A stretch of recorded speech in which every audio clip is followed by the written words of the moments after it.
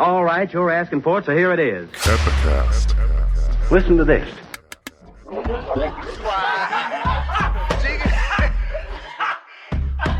want you fucking laughing at we partners pod, kid. You understand? We in here drinking, singing, swinging, all that shit, dog. We sweating. All right, welcome to the 246th episode of the Drinking Partners Podcast. Yes, this is our Andy Pettit episode because he's a world champion and he mastered his craft. He was not, he didn't have the best fastball, the best slider, but he hit them corners. I still don't know how he made it to a World Series. It just every pitch he threw looked like it should be a home run, but he made it. He did it, and he wore a number that nobody else wore other than there was a guy, Lee Smith or something. 46 is a hard number. Y'all gotta give me my flowers when y'all see me out in public. Like, yo, you find an athlete for every number, all right? Your son, if you gave your son the jersey number 46, you gonna be bad. You know he's not starting, all right? You know he's not starting. If he's 46, 78, anything like that. But I'm happy your host and tandem, Ed Bailey. I'm joined as always with my co-host, Dave Bracey. Say what up to the people. What's good with you people? We are the Drinking Partners, and if you're looking for us, you can find us on epicastnetwork.com/partnerspod. You can find us on iTunes, Stitcher, Libsyn, Google Play, and Spotify under Drinking Partners. You can find us on IG, Twitter, and Facebook at PartnersPod. 246 episodes, man. We've been asking y'all, and we will continue to ask you, man. Please hop on iTunes, hop on Facebook, rate and review. That's how we know we're doing well. That's how we let others know that we're doing well. And that's how we continue to do well, man. So please hop on iTunes, hop on Facebook, rate and review. Listen, you love us. You see us out in public and you tell us to our faces that you love us, but we need you to, at the click of a button, please tell the internet, tell the world, tell everybody, tell anyone within your reach, within your network, within your friends, share it publicly that you love the Drinking Partners, all right? And, as always, we said it 245 times plus. We'll say it this 246th time. Yeah. The sixth is always the hardest. The sixth. It's always the hardest. My mouth dry. It's crazy. Not for the faint of list. Oh, yeah, if you got a list, you can't say that sixth. Oh, that should be like, is there a list, national list? List council. If you got a lisp, we'll help you say sixth. All right, that's messed up. We probably lost some listeners, but as always, in lieu of rates and reviews, we do accept shots of Hennessy. All right, shout out to Car Guy DJ, aka James Logbo, aka I'm Getting Money, and the Conways, for starting the trend. Shout out to everybody who's kept the trend going. Shout out to everyone who's ever given me a shot of Hennessy, whether because of the podcast or because you saw me at the bar drinking a lot of Hennessy. All right, and we do on this special occasion have a review. Hold on. Oh, you got a review of it? Yeah, okay, but it's from the Conways. Oh shit! You know what? They said they were gonna leave her. I ain't believe them. Well, I mean, 240 something. We've been shouting about. Leave us a review. It's from Kathleen Conway, so her husband didn't leave, but it's all right. They probably wrote it in unison, knowing them. Title: If you know, you know. You know what I mean? And it reads: If you don't know, listen once and you'll learn. How has it taken me this long of hitting play as soon as the new episode slides into my auto subscribe downloads each week to write a review? This is the podcast, the being capital all the way. It's beer, it's social justice, it's hilarity. It's everything you knew you needed, and some things you had no idea how badly you needed. Don't ever stop. That is excellent. Well written. Niggas always tell you what you want. Niggas rarely give you what you need. Well, she listened because she said, if you know, you know. That's the thing that happens on the cast. We love our listeners. We love the Conways. Definitely. Shout out to the Conways for starting the trend. You got a little something from somebody. Well, to continue. It's rare that. Oh, and it's chilled. He brought it chilled. I'm just He brought it chilled.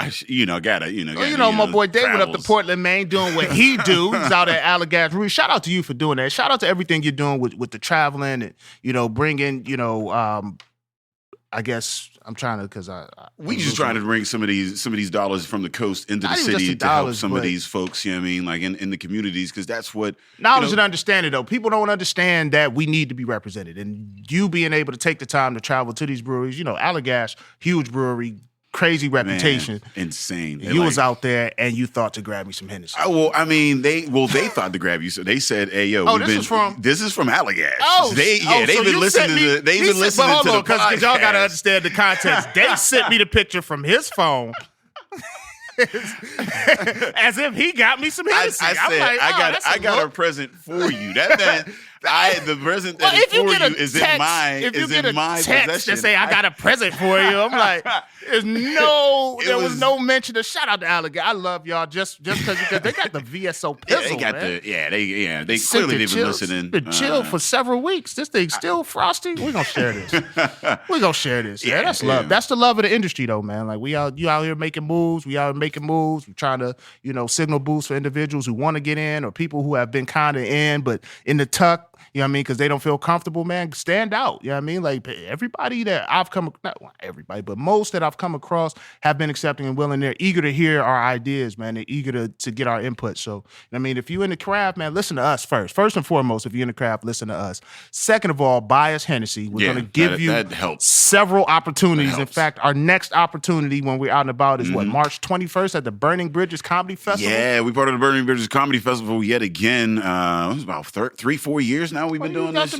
So, we got Tim Ross coming through, you know what I mean, headline things of that nature. And then the Burning Bridges is going to bring comics from all across the country into Pittsburgh to showcase. So, I mean, they're going to be all through our arcade, down at the Burning Bridges Comedy Club, and several other venues around the city. But you can catch us down there with them March 21st, man. I mean, we are part of it. I think we might be the only show that has both BYOB and free craft beer poured by Ampersand in Rivers addition to Underground Brewing. So I mean, put what significance you want onto that. But come see us. And if you're looking for tickets, that's arcadecomedytheater.com.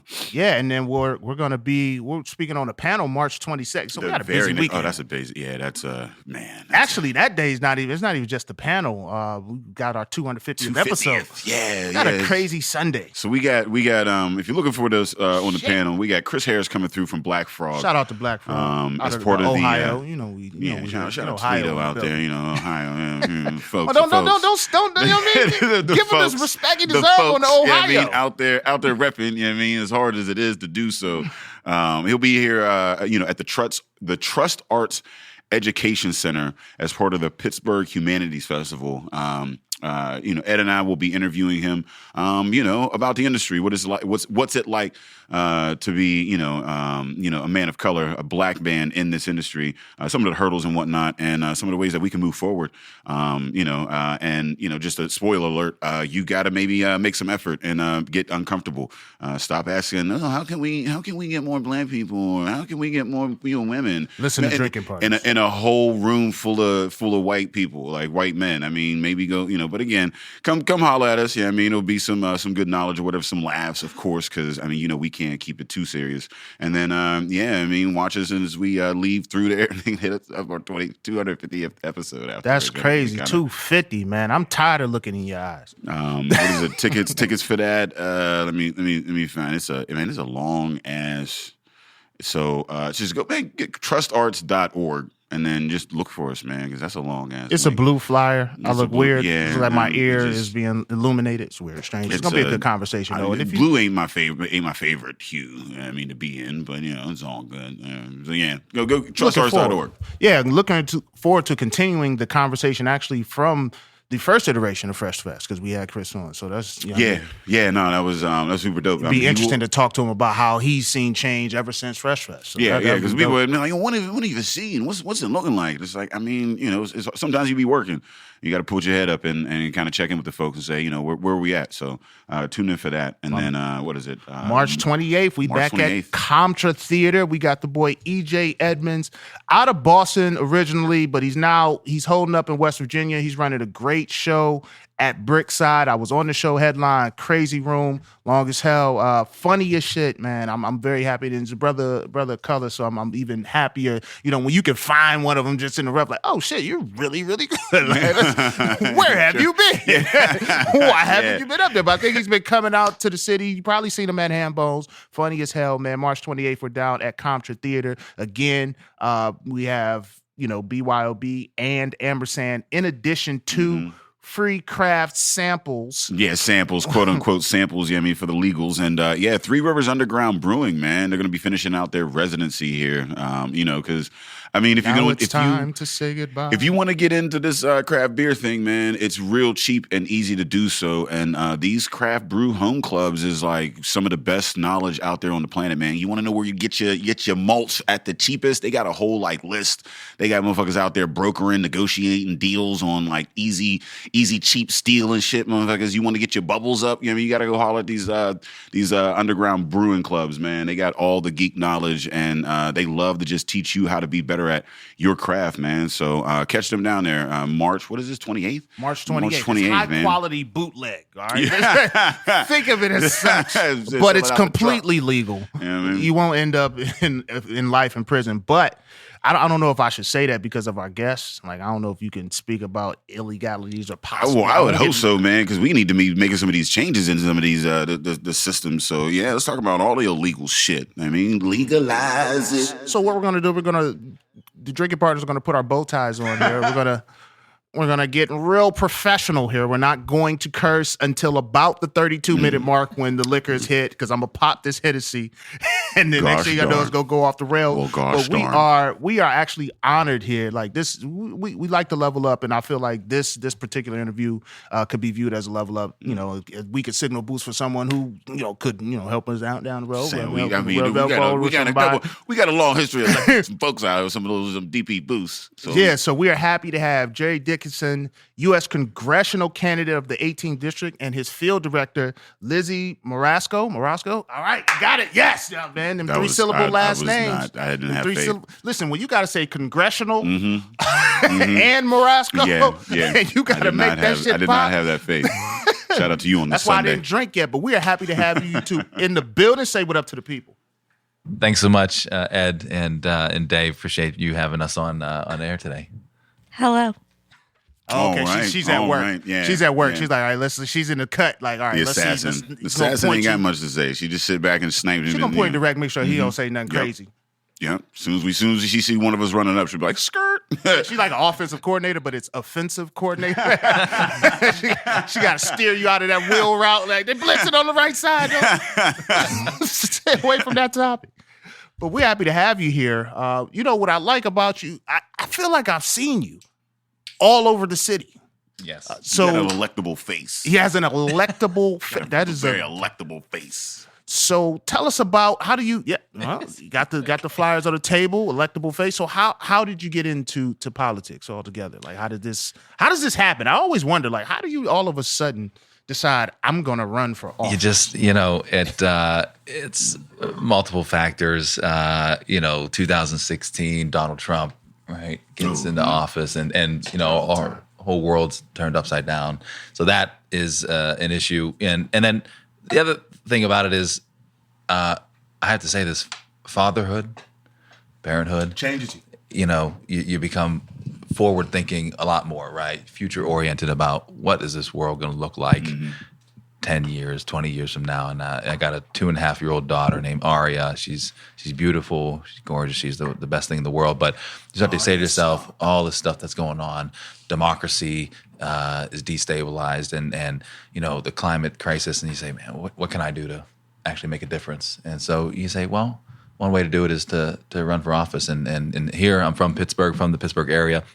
What better place to do it than run for Congress in Western Pennsylvania and try and make change, try and make history? So what makes you think that you can do that? I mean, there's so many people that are upset with the way things are, and from my understanding, it's not very easy to get elected to Congress. I lost class president. You lost class president? Yeah, I lost that 3 years in a row. 3 years in a row? And they didn't do shit. And no, they really didn't do much. They just kind of got I think they got like access to the teacher's room. They might have got like leftover. Let's not date ourselves, because these new class presidents, they got technology. Us old ones, we had colored construction paper. We got to divvy that out. I was on the other end. I was elected class president at Shaler High. Okay. And this is an interesting story. I beat the incumbent. His name was Al Gore. I kid you not. His name was Al. We're gonna have Buzzy. Can you fact check that? His name was Al Gore. High school. I don't know if you can access those records. I'm telling you, we could get some of the classmates from Al some evidence Gore, and testimony wow. here, and I beat him by 12 votes for the senior class president. Every vote counts. Every vote counts. Listening. People were shocked. So yeah, but was it upset? It was at the time. He was an What was you running on? What was your just platform? change. Just change. Just general change. Listen, I'm not him. High school. That's right. Hey, high school, like, yo, sick of him? I'm not him. You got a 3.0? Yeah. You deserve too much experience. You working extra hard. Sick of first period? That's right. Second period's gonna come. We're running on change. What is this concept of teachers? This dated concept of teachers. Like, oh, that's good. No, it's good. It's a good story. But yeah, what is it? What is it that made you think like I can actually win this seat? Because my whole thing is one, you gotta have an understanding that you can change, but then it's also understanding your strengths and abilities and things of that nature. And sometimes people will waste a lot of energy in this thing because it's not a right fit. So what is it that makes you think that this is the right fit for your energies? Yeah, I think that at the end of the day. You just got to jump off and just do it. I would say it's like the Nike theory. Just do it. You know what I mean? Don't think too hard about whether this is the right move, the wrong move. The seat has been occupied by the current incumbent for 24, 25 years. It's a long time, and he hasn't been challenged seriously in over 20 years.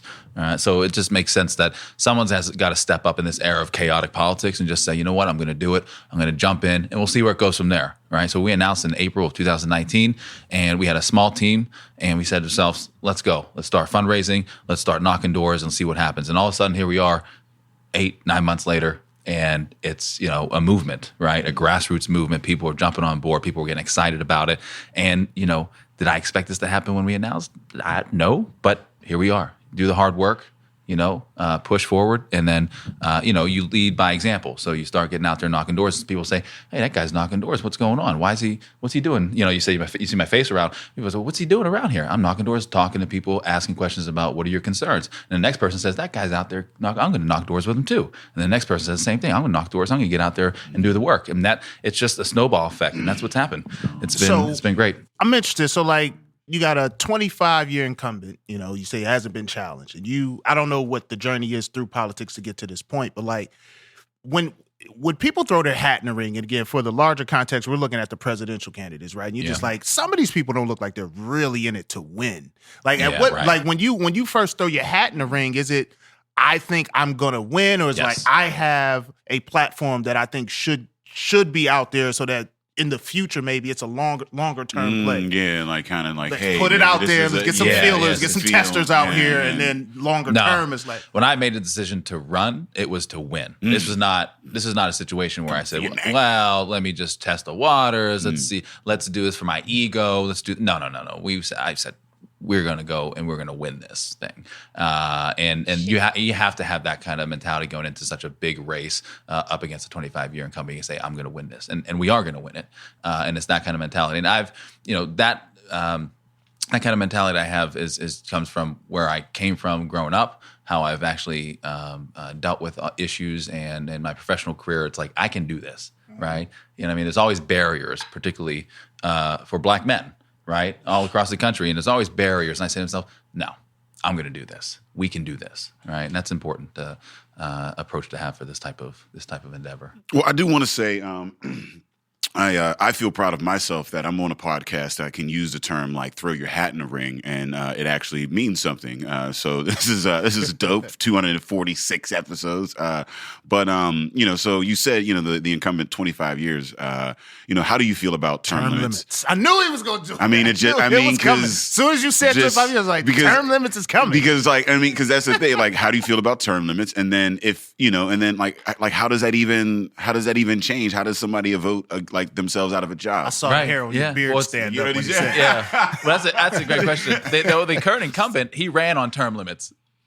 Wait. Back He in the- ran back in in the day. He 90s. said, "Listen, He ran on Right. limits. He That was one like, of his look, put things. me in forever That's and right. I'll guarantee that everybody else is limited. So here we are 24, 25 years later, right? what was the limit that he proposed? I don't know. Life was the life the limit. He's like, I promise you, I'll die eventually. That was one of them, and and that's indicative of, I guess, it's the problem of Washington D.C., right? You get down there, you get entrenched, you become a Washington insider, you get all this influence, and at the end, before you know it, there you are, decades later, in the same spot, doing the same thing.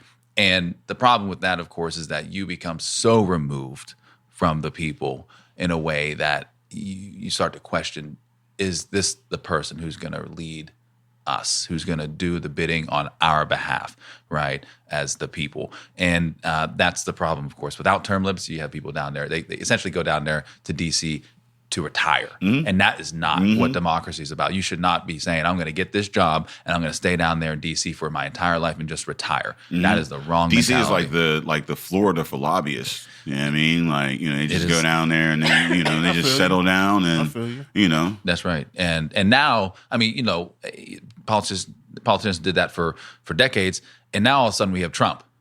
And it's chaos, right? And now you kind of you got to be a fighter. You got to be a champion, particularly as a Democrat, to put and to preserve democracy. I mean, that's what we're talking about right now. We're trying to save democracy because Trump is an authoritarian. He's a demagogue. And if you've been coasting down there in D.C. for 20, 25 years, are you ready for this fight? Are you ready to actually get down there and make change? That's the big question. And that's a question that's going to be before voters come April 28th. Do we want the same old status quo, or do we want someone new who said, I'm going to be a fighter. I'm going to go down there and fight on behalf of the people, be a champion? And that's the big difference and a huge distinction between the incumbent and me. I apologize. I broke a rule of the cast, and I handed you guys this beer without telling you it's a 9.9. I apologize. We have a rule in this cast that you let the folks know what it is. Anytime it's 9 or higher, there's a 9 from Allagash's Nocturna. This barrel aged Lizzie had some with vanilla. It's okay. It's heavy. Lizzie had something. So far, you're on message. She hasn't interjected. So how do you prepare politically for something like this? Is there a certain position that you're supposed to have prior to? With politics and electability changing, like you're talking grassroots, yeah, you could have said grassroots years ago, but again, they just throw their hat in the ring, whereas now, grassroots, our president is more or less a grassroots. With Obama is like a grassroots situation because a lot of the country wasn't aware of him before you saw him. It was like, I fucks with him. So how does that work now? How do you get prepared to be in Congress? Yeah, the traditional model of getting into politics is you go work for a politician, right, Lizzie? You go work for a politician, and then you kind of work for the party, and then you work your way up this ladder, right? And I think that's problematic. That's not the way that you have to go to get into politics to run for office. Instead, I think, I'm an outsider. I didn't work for a politician. I didn't work for the Democratic Party. I didn't work for, the sitting politicians. And I don't hold office now. Instead, I came from a background of an advocate and an activist. And now as an academic, I'm a law professor at University of Pittsburgh. So that background, I think, is important because you're not influenced by corporations. And it's not like I work for a corporation. I'm not influenced by the party. Party bosses telling me what to do, how to do things. I'm just me, independent-minded, and I'm working on behalf of the people. And I think more people should be coming from those backgrounds. Look at AOC in New York, right? She comes from a background. She didn't work for a politician or come up out of the party. She just ran from her position. I think she was a bartender at the time. Is that right? I mean, she got a bartender look. No, now you say it. She got a little bit of a, what I mean? I get it. But it's coming from a different. It's coming from a different She angle. got a bartender attitude. You know what I mean? You ever hear her like in Congress or whatever? She done dealt with some motherfuckers that needed to be dealt with, and like a high end bar like type of shit. Yeah. Like y'all get real needy in here. Like let me. She's had to defend her right to to some shit for quite some time. Right. I mean, so she gets in front of them rich assholes that they be like, listen, you ain't the first motherfucker. And she be laying it down. Right. I think that's important, but it also it even goes deeper than that in terms of the outsider status. I said to you, I came out of the orphan court division back in the 1980s here in Pittsburgh, came out of the foster care system, bounced around to some shelters at an early age, and ended up in a large foster home out in Shaler Township, where it was 11 children altogether, white kids and black kids, and we came from backgrounds of malnourishment, maltreatment, neglect, abandonment. Some of our parents had been murdered. Some of our parents had been incarcerated, addicted, right? So we were the bottom of the barrel, right? Just thrown into a foster home and it's sink or swim. And so when you come from that background, and even when we were getting the 14, 15 years of age, 16 years of age, some of us ran away from the foster home. Some of us, had to be removed because of our behavioral problems. So you come from that background, you understand the struggle, you understand the issues. That is also what we're missing in American politics today. Far too many people who are getting into elected office, as you mentioned, come from privilege, right? Look here in Western Pennsylvania. Most of the politicians, you got to have a certain last name, right? You come from this, this. Costas. That's right. Yeah, you Gore. get this, Gore. background. Gore, yeah, that's right. Gore And that's or the kind of family dynasty in politics. Why? Why do you don't? That's not the way.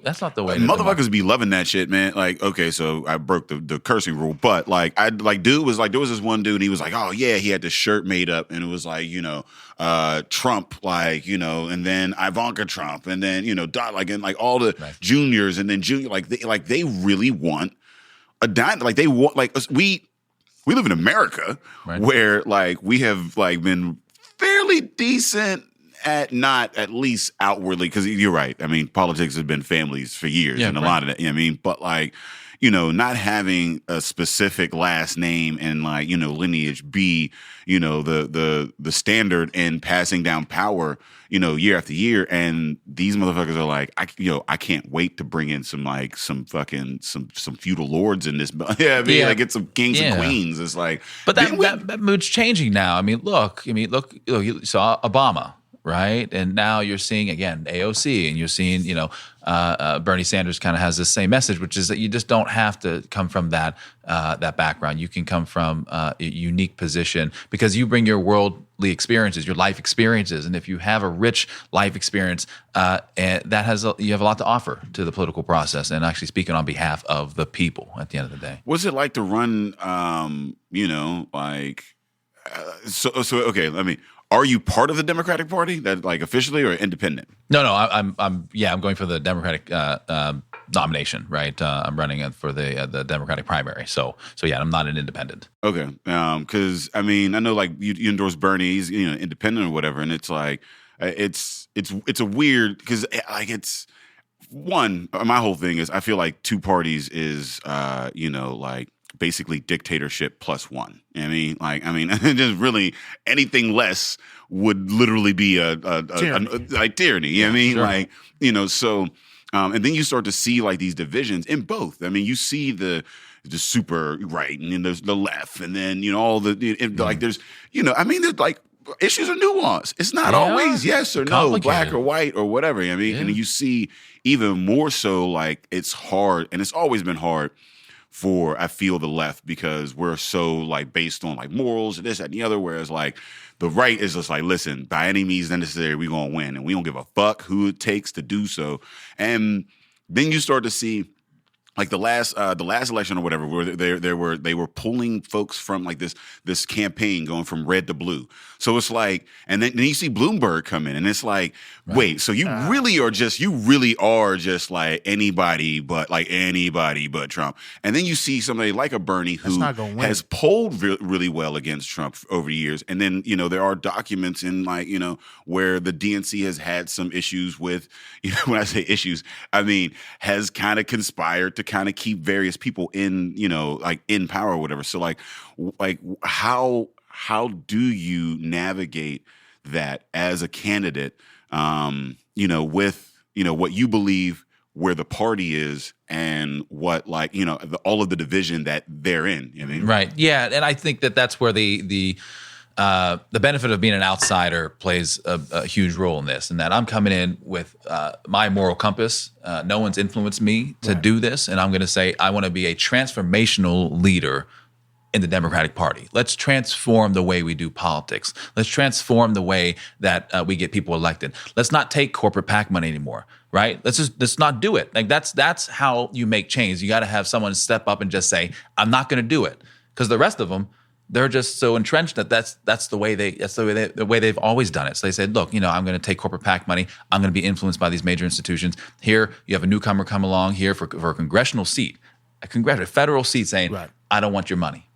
I'm only going to take money from individuals, right? And that's the kind of leadership that helps transform politics. And if we can continue to do that here in Western Pennsylvania and all throughout the United States, we're going to be a better nation. We're going to be a better democracy at the end of the day. But it just requires someone to step up. The Nike theory, just do it, right? But what is, well, I was just gonna say. So then, how do you compete? Like, I know there are different avenues that you can take now than in politics in the past, but how do you compete? Because if you're turning down that corporate dollar, then you're essentially, some would say, all right, maybe you're turning that vote away or turning that support. Right. So how do you compete? How do you get, I guess, individuals more engaged so that you don't have to deal with this corporate entity or this large entity, but like, all right, the people who are out, like, one, you're informed, and two, you're informed about what I'm doing, so you can get on board. Like, how do you go about doing that? Yeah, it's a great question.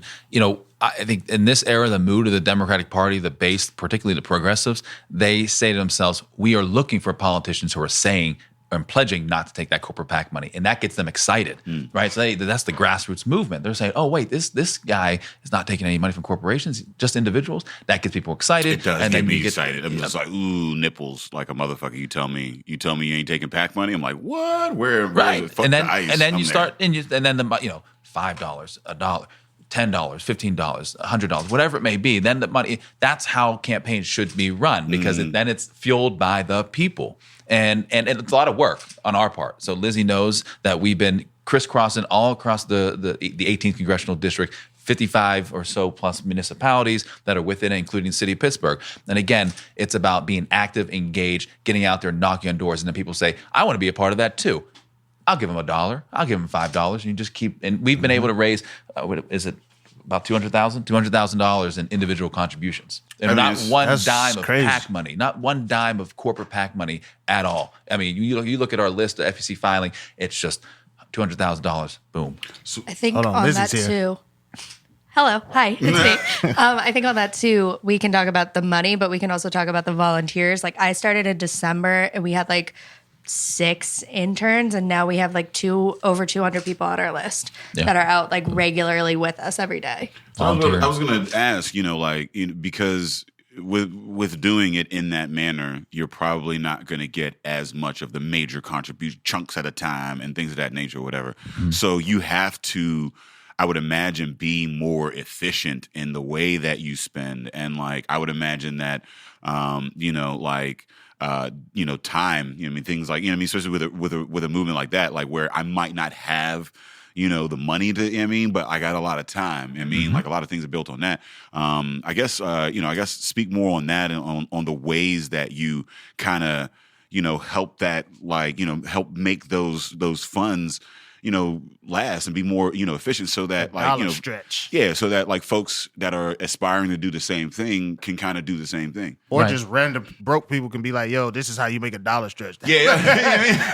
I'm running for Congress. Right. Yeah, our finance director is not here, Will, but he handles a lot of, the day-to-day tasks with regards to the money that's coming in. But, it's understanding that at the end of the day, in this era of politics, you don't necessarily win elections on the air, right? You have to be on the ground. Right? You Field win campaign. That's right. That's what it is. It's knocking doors, crisscrossing all across the district. And we started, this is in mid-January, Lizzie, it was mid-January. January 13th, we started this Everybody, Every Borough tour.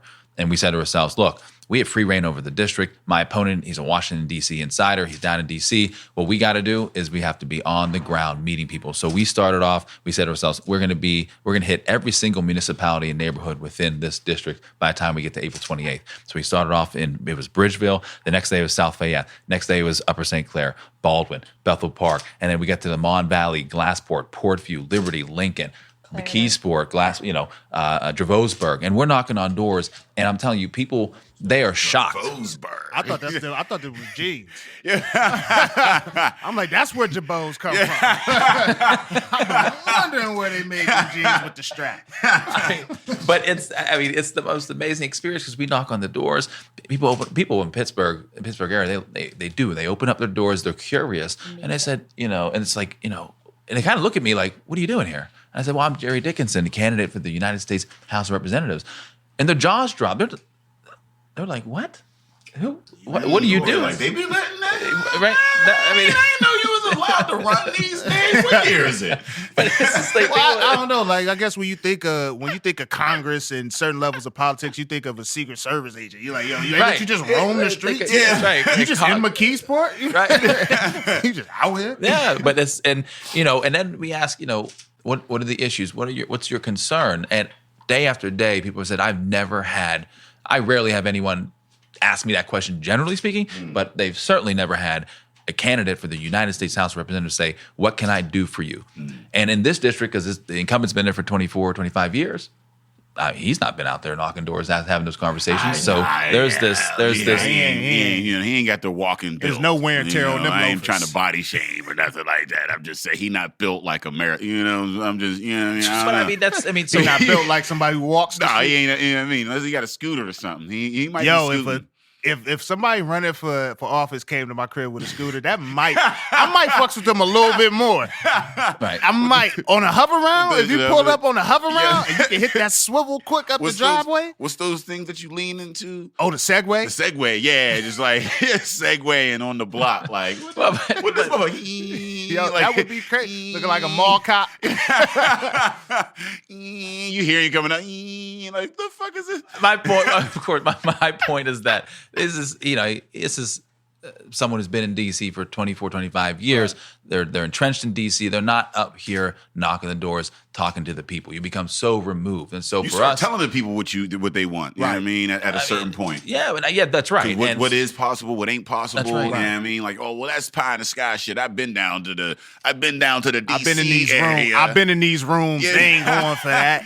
Just take this and then we can look at that once I die. Yo, I've seen that. I've seen lawyers do that same shit where they be in a courtroom and it's the lawyers, it's the judge, it's the stenographers. They all cutting it up, chopping it up. Their whole game is that. Yeah, you know what I mean, chopping it up, and then they say they already make a decision, and then they go out to the plaintiff or the client, whatever, and they go, oh well, this is all we could really get you. This is the best deal. It's the best deal because you ain't fighting. You know what I mean? They ain't got anybody in their corner that's really fighting. You see what I'm saying? Yeah. They already, because that's what's best for that lawyers or that judges or whatever, that system's bottom line or whatever. And like what you need is a motherfucker. You call them up, and as soon as they walk in, they be like, you know what?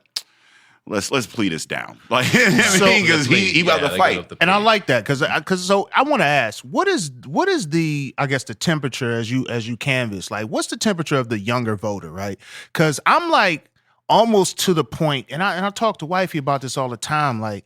Politics have gotten so political that it's just like I don't even know if that shit is government anymore. Like it's just politics. Like how they're bartering and whatever in the courtroom. Like I'm not really fighting your case. What I'm doing is taking your case and creating leverage for that big case that I'm gonna get where I can get that deal or whatever. Then now all of a sudden that raises my profile. And then with politics, it's like, well, I don't really fuck with this person, but I can't, can't go. What was it, Romney that voted against or voted for Trump to get impeached? Like he was being bastardized. He was crying and shit. It's like, why he can't just vote how he feel? You know what I'm saying? Right. So is it that are younger individuals barking back against the construct of government itself, or what are they looking to see? I think there's some of that sentiment, but what we're finding on the ground when we do get in front of people, knocking doors, and in these meet and greets, especially with young people, is that you can very easily activate them.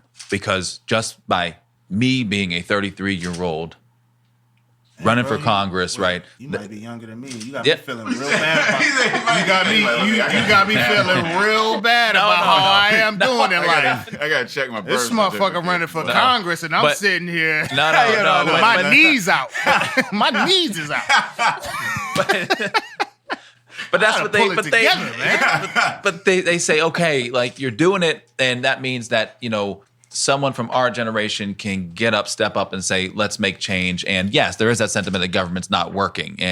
But when they see people being energetic, active out there, pounding the pavement, they say, well, I can be a part of that. And then it's, again, snowball effect. People start jumping on board. They want to be a part of it. They want to have a say. They also want to know that we're going to be, our generation at the end of the day, we're going to be making big decisions in the future that are going to affect this country. And people want to be a part of that. And it's, it's an amazing experience. There's so many, it's just like rich stories of people in this district are struggling. This is an incredibly diverse, culturally, ethnically, racially diverse, socioeconomically diverse district. We were down in Clarendon knocking doors. We had about, Lizzie was like, maybe 5 or 6 of us 3 or 4 weeks ago, knocking doors. And you can, so Clarendon Coke Works, right? It's just adjacent to, right, the neighborhood there. And you can smell the sulfur, right, from the Clarendon Coke, where you can smell, it's the pollution is there. We go up into G.W. Carver apartment complex. We're knocking doors, saying hi to people. And there are older women with respiratory masks on, right? Mm-hmm. And they're dealing with smart. Severe asthma. That shit is terrible down there. It's I heard absolutely nothing positive about Clairton. right. I mean, and that's all, that's low income African American community being hit by fossil fuel industry, by these major corporations, and nothing's being done to help them, right? Or you're in Portview or McKeesport, where people they just feeling left behind. So you're knocking on the door, and they say that this is a glimmer of hope that someone is going to actually listen and care about what's going on in those areas. And that's a sad reality. We shouldn't be in a position right now where people in this district feel left behind, right? And that's what, where I come from, I feel it, I empathize with it, I feel the pain, and they know that when we get in front of them. And they say, I'm going to vote for you. Of course I'm going to vote for you because you're going to fight for me, right? And hearing those stories and listening to them at the end of the day is just incredibly important. So I want to do the concept of being left behind. I feel like you might have to approach it on 2 different fronts, right? So you have the individuals in these communities where, well, there's some industry here and they're making money doing it, but it's killing the rest of us. Like none of that, cascades to us. And then now with politics, when you have the younger generation engaged, that older generation might feel left behind. How do you balance that? Like you got this younger generation, like upstart, like almost, even we see with our shit with the arts, you know what I mean? Like we got like, for example, Boom Concepts. There's no real like concept of what that space is. It's just a space where you can just do things. They have art shows, they have parties, they have whatever. It's like people affecting and ownership of, things within the area and like, all right, we want this to be our way. And then you have these older individuals, like we know government to be run one way. So like they can feel left behind, but then you also have to approach individuals who feel left behind just socioeconomically. Like, so how do you balance that on both ends? Yeah, I think the sentiment of left behind in some of these regions or areas of the 18th congressional district have a lot to do with economic instability, right? The idea that development and investments not going into certain areas, Portview, McKeesport, right, Glassport, Braddock, and that's the left behind. That is, in other words, why are other parts of the district, say the city of Pittsburgh, reaping the benefits of what perceived benefits they might be from increased development, right? But then on the flip side, it's not so much the benefits. We think about gentrification and displacement. So we have more development in the city of Pittsburgh. We have more displacement of low-income communities, particularly African American communities, right? I mean, these are areas: Homewood, East Liberty, the Hill District. I represent a community group in the Hill District where I'm helping them create a community land trust to preserve affordable housing. It's like empowering the community to fight back against big developers, right, who are trying to displace and trying to build, market rate housing. And all it's doing is pushing people out. So we're trying to find ways to empower people. And it's happening all across the district. So then people are also feeling left behind because they're being pushed out. They're left behind as being pushed out. Like, wait a minute, why can't I play a role? Why can't I play a role in this, Well, I can't be a part of the new East Liberty. Like that's right. She's all clean and shit now. Why I can't walk this Penn Avenue? That's right. So it's like, why does the rich get to play in the playground and the poor and the marginalized don't? Right. And that's it's an issue of haves and have-nots. And if we're not careful, we are going to continue to create an unequal society right here in the 18th congressional district, where you have the haves and you have the have-nots, and the have-nots aren't getting the help and the support that they need to succeed. And that's my concern on this type of campaign. I'm concerned about the have-nots, right? In particular, because they have been left behind in this district, and we gotta do something about it. So, how do you deal with the unreachable? I would imagine that a lot of the ideas that you're espousing fall on very staunch deaf ears, and they're just like, nope, it is what it is, and this is how it is. But you also got to represent those people once you're elected and whatnot. So how do you deal with the folks that are staunchly against the people who don't believe that you have a right to actually like live or breathe or have freedom? How do you How do you, govern? How do you serve those people once feed you're the in haves, office? but represent the have. Yeah, the haves. Yeah, the haves who, the haves and the haves, because some of these folks are haves not. You know what I mean? Like, my favorite line Lupe ever said, he said, he can't burn his cross because he can't afford the gasoline. You know what I mean? Like, he's a victim of his own hatred. You know what I mean? Like, how do you govern in that? He can't afford matches, bro. You can go borrow some matches from Get Go and just run. But Lupe got to get resourceful. You can't no gasoline. You can't do. You need the gasoline for the wood. Let me see you put a whole ass cross on there with just matches. That's how many matches you got? Yeah, you need a lot of them. No, I don't want to bastardize the point, but it's a good question. It's a fair question. So, how do you rep the haves? Still rep for the have not? How do you? Yeah. Yeah, that's a good question. I mean, part of it is I think there's some value in being able to tell a story and get both sides to understand that we're all in this together. Like, we can't move forward as a country and particularly as a district if we don't come together and understand that the benefits that accrue to the wealthy are going to impact the poor, but at the same time, getting them to understand that that they can also play a role in assisting the poor. And I go back to telling my story, right, where I come from, how I've actually understood the world, struggled coming out of the foster care system, and saying that there's a lot of promise in this district, right? But we have to come together and do that at the end of the day. Is that better? Okay. We've seen this before. I think where we have the coming together of a nation, and that was under President Obama, right, where he was able to get, in some ways, there were some struggles along the way. Well, it seems as if he was able to, and I think that, and I try to tell people what kind of the thing that Bernie has is that he's able to reach a lot of different pockets of people on that side to kind of bring them together, whereas but his presidency was very divisive. I mean, Trump is very much a white, is a blacklash. Right. I mean, so while he brought a lot of people together, it also, as soon as he got the win, just went into for sure. Well, people gonna tell how they feel about the win. Yeah. They gonna say how they feel. It's interesting you mentioned Bernie, and his surge right now is reminiscent of, or what the movement that he's building actually is starting to look a lot like Jesse Jackson's Rainbow Coalition from the 84-88 presidential election, right? Jesse Jackson he was ahead of his time, where he said to himself, we can build a coalition of what you're saying, with the haves and the have-nots, working class, poor, marginalized, progressives, young professionals. We can build that. And he was, obviously that was back in the 80s and America wasn't ready for that. And here we are 20 some years later or so.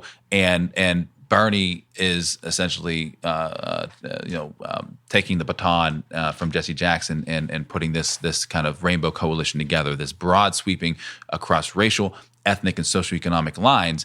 And I think it's a platform that America can get around. And that's why I recently endorsed Bernie Sanders, precisely because I think he has the right movement. He's done the work to coalesce a significant amount of the American population. And Day, you had mentioned that, Bernie's polling numbers against Trump have looked good in the past. And so we're starting to see that now come to fruition. And I think this is important. This is an important moment for American politics for us to understand that we can have a president and a leader who can bring people from all walks of the spectrum, right, to come together.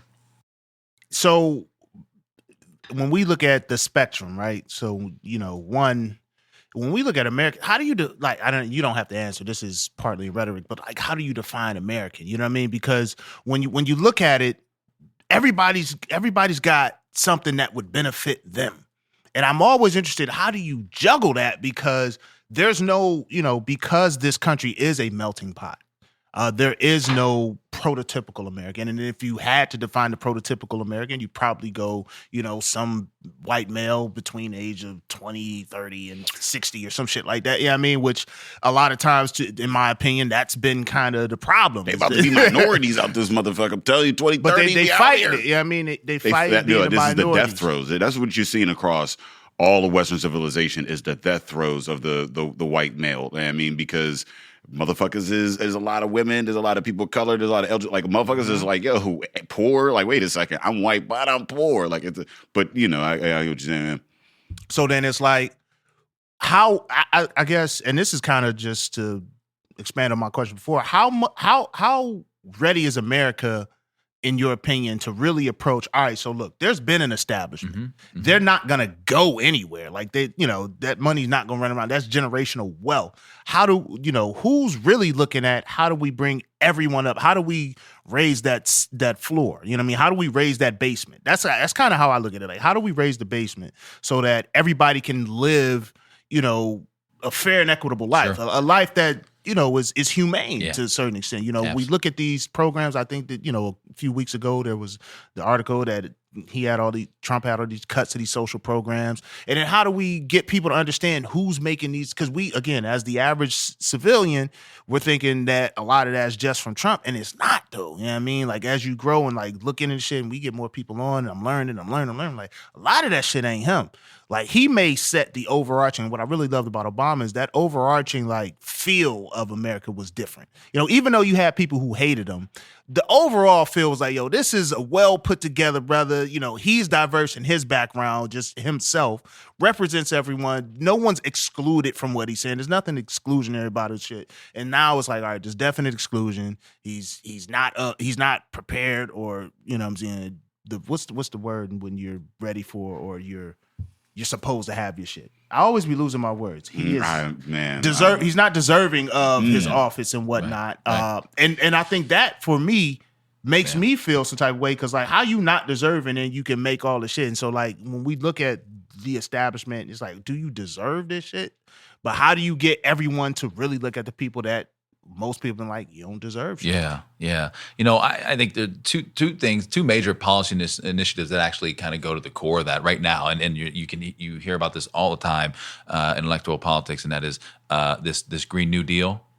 Right, and a Medicare for all. And so the Green New Deal is, of course, as you know, major policy initiative to reconfigure the American economy to be carbon free, right? So we want to fight the climate change crisis, but also it's a social justice oriented policy, which we want to ensure that we have equitable development in low-income neighborhoods, so that we can have people stay in their neighborhoods and not be pushed out. So there's equitable, not equality and equity are two different things. Yeah, the two different things, right? But there's this inclusive and equitable development that would come out of a Green New Deal, so that we can have a more fair and just society. And so, in pushing that policy agenda from the progressive standpoint is so imperative for people to understand that we can make inroads on some of the inequities that we have in this country by pushing for these major policy initiatives. The other one here is Medicare for all. Again, I mean, think about how many people in this district don't have access to healthcare at all, or if they do have access to healthcare, they're paying way too much for it, right? And so, if you don't have access to healthcare and you get hit with a serious medical condition, you're in debt for the rest of your life, right? Who's going to pay for it? And then, that has a collateral consequences on someone's livelihood. And so these are major policy initiatives that have to do with health, safety, but also equitable a standard of living that we need to see in this country. Because otherwise, we are heading towards, we're living in an era of mass inequality across the board, right? It's not sustainable, man. Wealth distributions are so severe that it's not sustainable. As you just say, Dave, it's not sustainable, and we got to have progressives, particularly in public office, who are going to help to fight that fight, get there. And at all levels, too. Like, we're talking about the congressional, we're talking about a federal level, but we have to make sure we're looking at local and state governments, too, and making sure we're, like, being involved in our civic engagement. That's right. The ground is where, like you said, these are grassroots movements, and your local government plays so much more of a role in your daily, day to day. What the fuck you can do? I live in a dry town. I just want everybody to know that as one of the drinking partners, I live in a fucking dry town. I'm not even allowed to go to a bar in the place that I live because of local politics.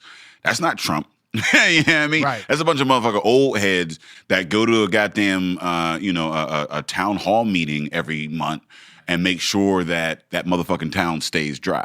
So, if you're talking about your day to day, it is that local groundswell. I got a question. What are we gonna do when all the robots take over all the jobs? Because it's a real thing. There's as we progress, like there's more automation. These jobs that are, kind of, more labor focused or whatever, like there's just more robots. But like it's not like people are going to stop existing or whatever. So like, what are some ways that,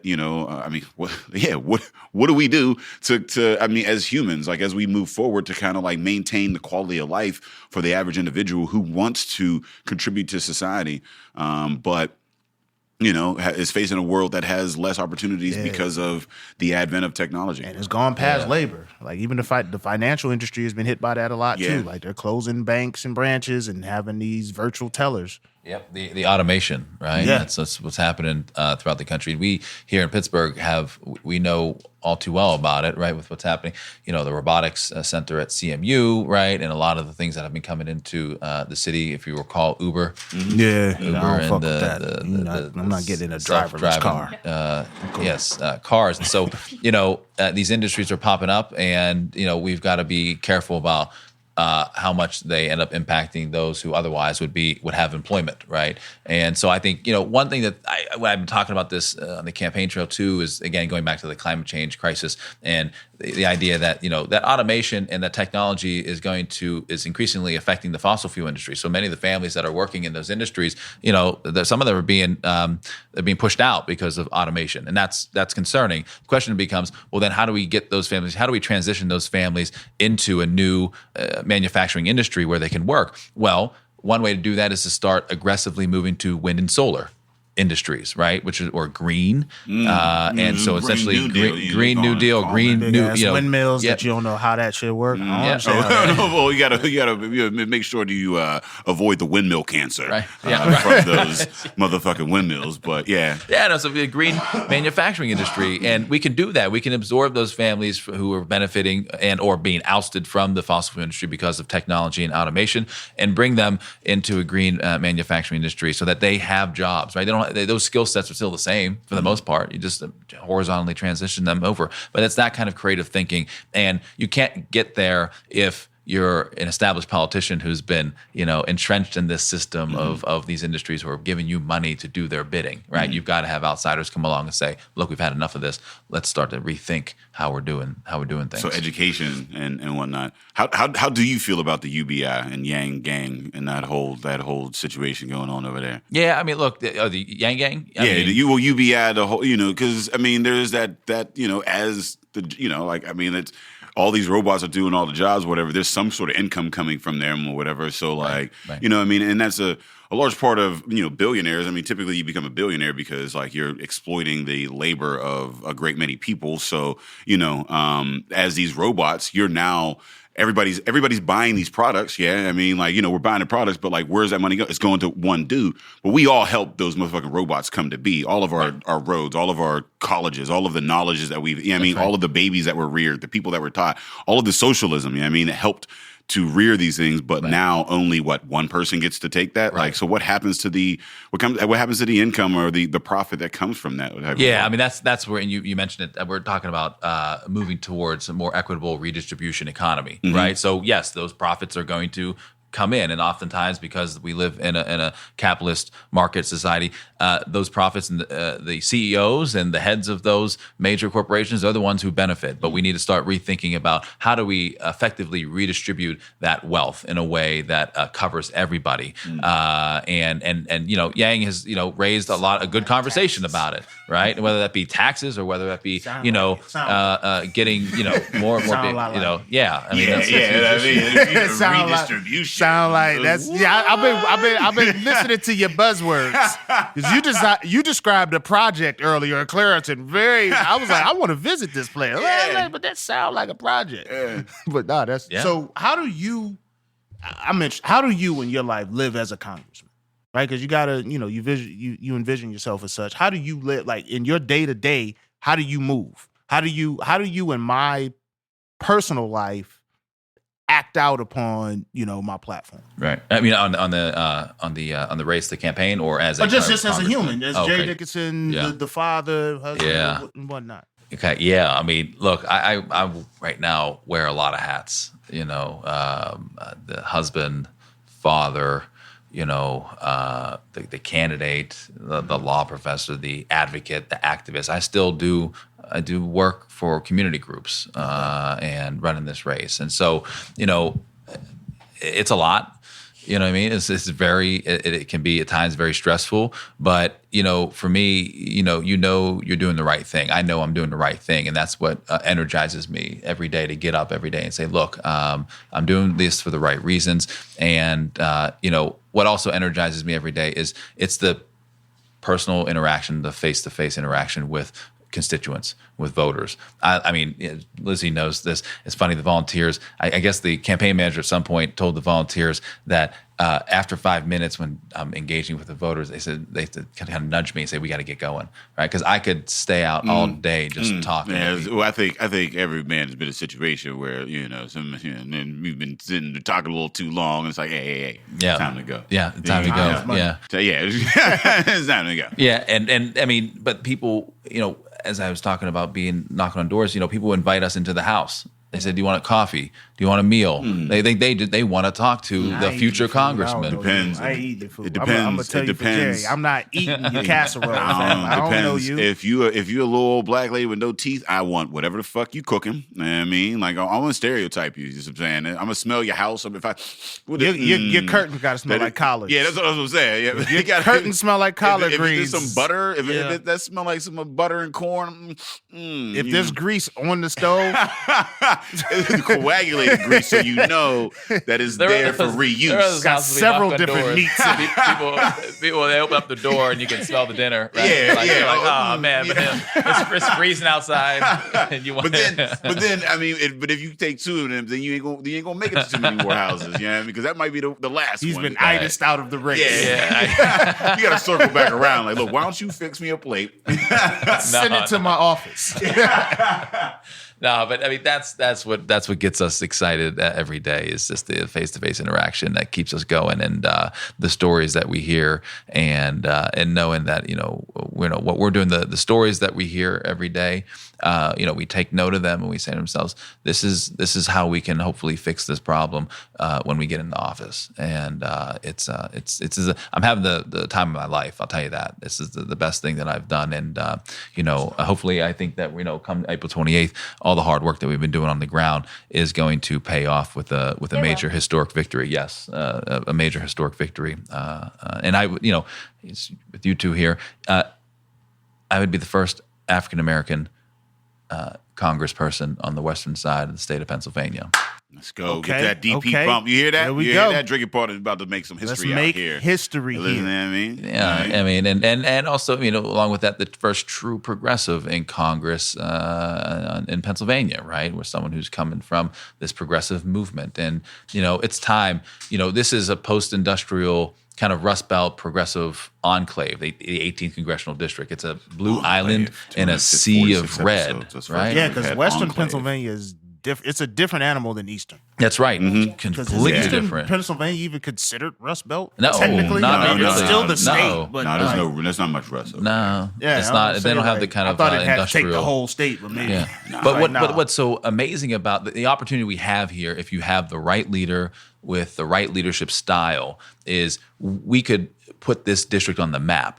Right, the representative from this district could be one of the most powerful members of Congress, right? Because you're not going to get unseated by a Republican. It is a safe, heavily Democratic district. So what does that mean? That means you can be bold, you can be loud, you can be progressive. We could be on the front lines of issues related to race. We could be on the front lines as a spokesperson with issues related to women's reproductive rights, right? LGBTQI, Medicare for all, Green New Deal. Like people will listen to us across the United States because this is middle of America, 16, right? This is 17 maybe. Yeah, this is it's a serious opportunity, and the current incumbent just hasn't taken the bully pulpit. He just hasn't. He's just low key, quiet, under the radar. Don't just be cautious.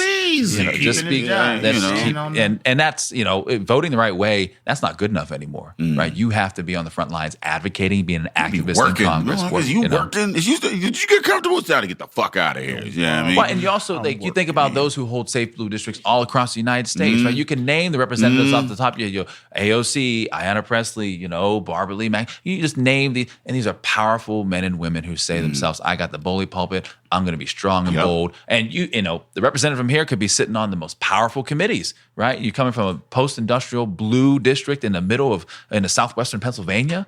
Like, people will listen to us. They'll say, "Well, wait a minute, that's interesting." I don't remember that. So I mean, that's what we're trying. We're re-envisioning and articulating a new vision for this district in a way that has never been done before. And I think it's time that we make this change. Why wait another 2, 4, 6 years? Nah, let's do it now.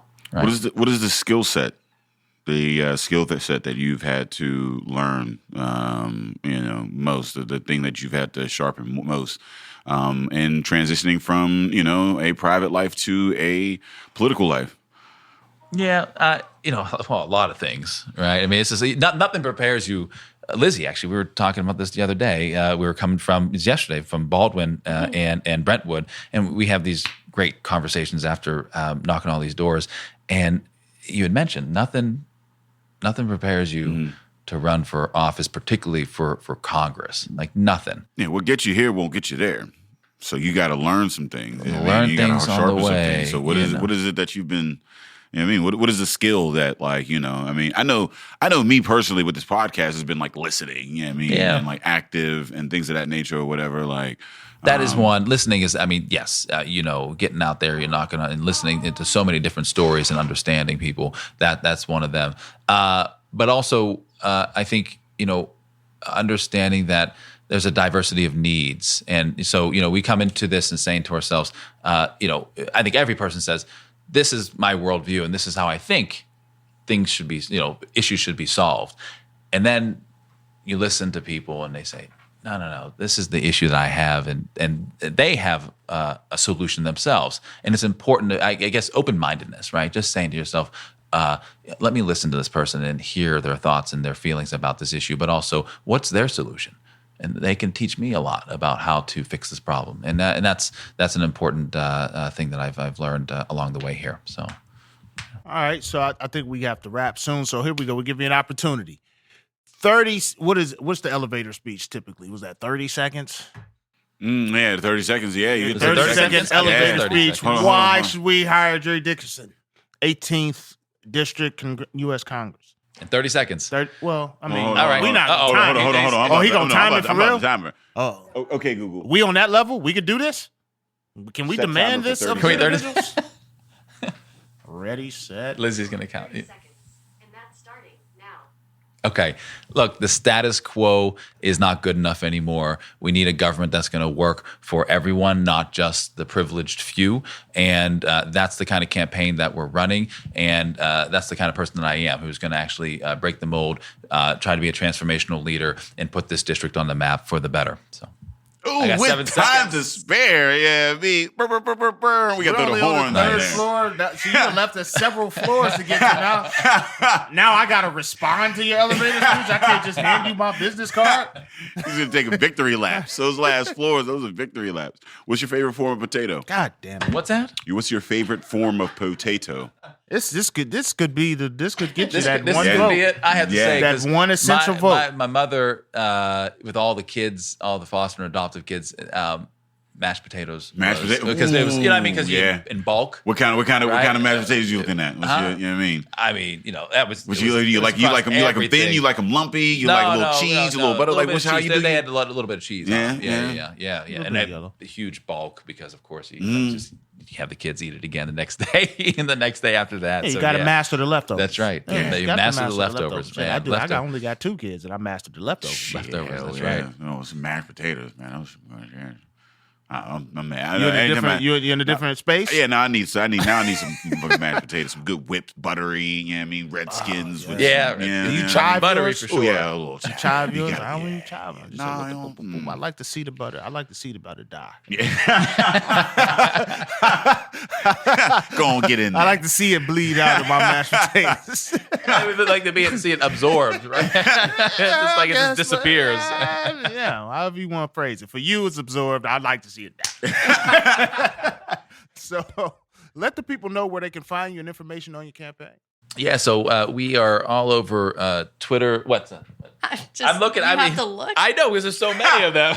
So many of them. So jerrydickinson.com, the website. Lizzie here is making me laugh. And then we have, of course, Facebook, Jerry for Congress. And then we have Twitter, which is Dickinson 2020. And then Instagram as well, which is Jerry for Congress. And we're at 1207 Fifth Avenue, downtown. We're the office. We're right next to the PPG Paints Arena. And we have people coming in every day. Literally every day. There are constantly people coming in that we don't even know are coming. On Friday, we ran out of chairs. There were so many people in our office. People just come in. There's a big poster of me in front of the office, so buses are driving down. You can see it there. So it's an extremely active office. A lot of people, a lot of volunteers. We said we have 200 plus volunteers, and so this is use some more. Yeah, absolutely. Please, we could use come on more. through. Every day we're getting emails, phone calls from people saying, "How do I help out?" And we turn them to Lizzie, and Lizzie gets them on board. So I can volunteer between 5 and 5:30.